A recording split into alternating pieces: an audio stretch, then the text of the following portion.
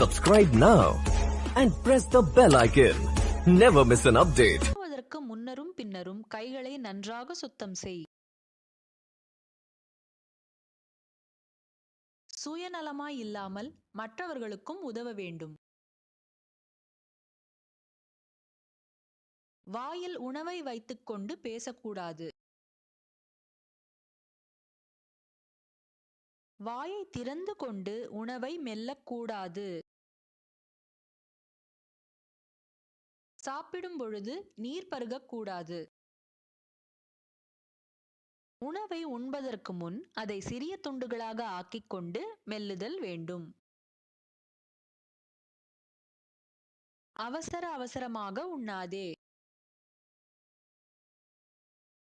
உண்ணும் பொழுது முழங்கையை மேஜையின் மேல் வைக்காதே.